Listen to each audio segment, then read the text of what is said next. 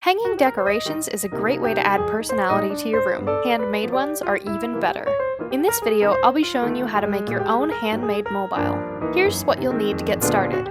Popsicle sticks, a hot glue gun, please get an adult's help when you're using this, a hole punch, scissors, yarn, and different kinds of paper.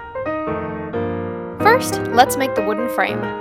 To start, arrange your popsicle sticks into a hexagonal shape, a shape with 6 sides.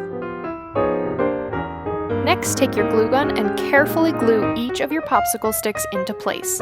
Please get an adult to help you when you're using a glue gun. You don't want to get burned by one. Once the sticks have been glued into place, set it aside.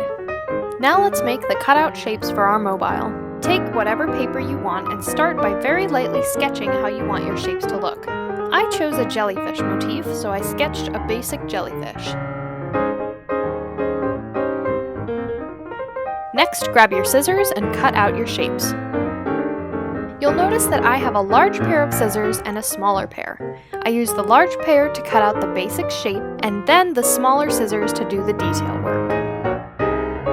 Because I chose such a complex design, it took me about 20 minutes just to cut out one jellyfish. That's a total of 2 hours just to cut out all my jellyfish. Needless to say, I'd recommend choosing a simpler design for your mobile unless you like cutting things out. Once you're finished cutting out your designs, take your hole punch and punch a hole at the top of each one.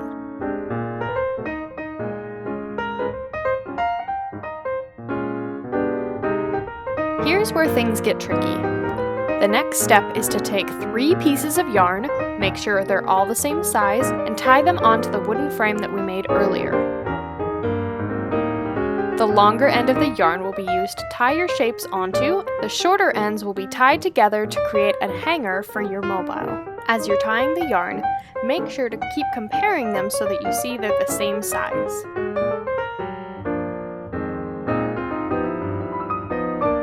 Once all your yarn is tied to the wooden frame, tie them all together at the top to make the hanger. To make 100% certain that the yarn wouldn't come untied, I used my glue gun to glue all the knots onto the wooden frame. You don't have to do this, but it adds extra assurance that it won't come undone. The last thing you need to do is tie each of your shapes to the long pieces of yarn that you have left at the bottom of your mobile. Thread the yarn through the holes that you made with your hole punch, and then tie it into a knot. Do that for each of your shapes.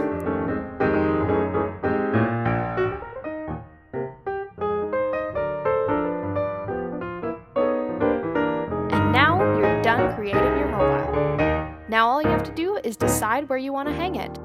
Have fun decorating! School's starting up again and Momentum's got your back. We're fully online and ready to help you succeed at whatever you're struggling with. Check out our website for more details.